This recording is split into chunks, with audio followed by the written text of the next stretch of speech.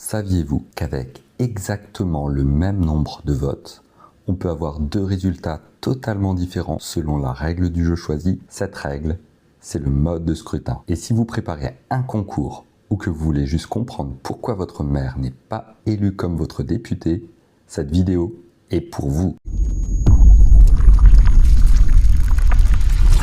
Bonjour à tous, bienvenue sur Territorial Academy. Aujourd'hui, on s'attaque à un gros morceau de droit constitutionnel et de culture territoriale, les différents types de scrutin. Fondamentalement, un mode de scrutin est une règle mathématique. C'est l'outil qui permet de transformer des voix en sièges. Selon la méthode choisie, le visage d'une assemblée peut changer radicalement. Pour comprendre le système français, il faut distinguer trois grandes familles. Le scrutin majoritaire, la proportionnelle et le scrutin mixte. Voyons comment il s'applique, notamment dans nos collectivités.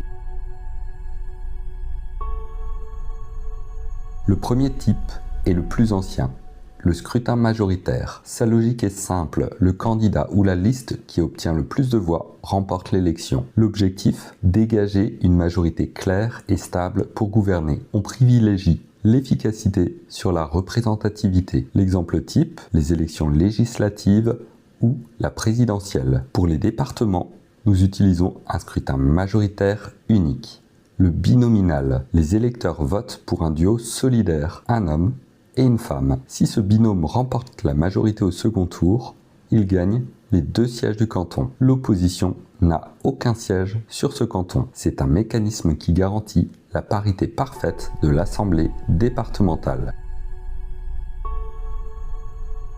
A l'inverse, nous avons la représentation proportionnelle. Ici, l'objectif est de faire de l'Assemblée un miroir des votes des citoyens. Le principe, les sièges sont attribués selon le pourcentage des voix obtenues. Si une liste fait 20% des voix, elle obtient environ 20% des sièges. On la retrouve aux élections européennes ou aux sénatoriales dans les départements les plus peuplés. C'est le système le plus juste arithmétiquement, mais il peut rendre la prise de décision difficile si aucune majorité ne s'en dégage. C'est ici que cela devient essentiel pour vous, futurs cadres territoriaux. Pour les communes et les régions, la France utilise un système hybride.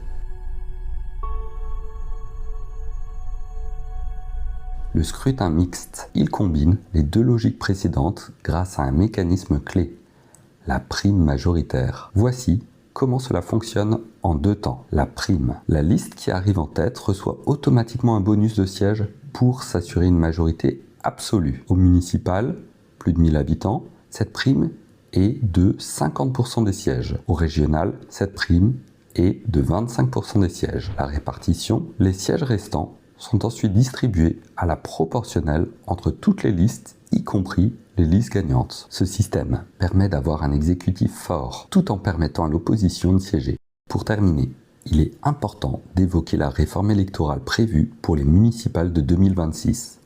Jusqu'à présent, les communes de moins de 1000 habitants utilisaient le scrutin majoritaire avec panachage. L'électeur pouvait rayer les noms et composer sa propre liste.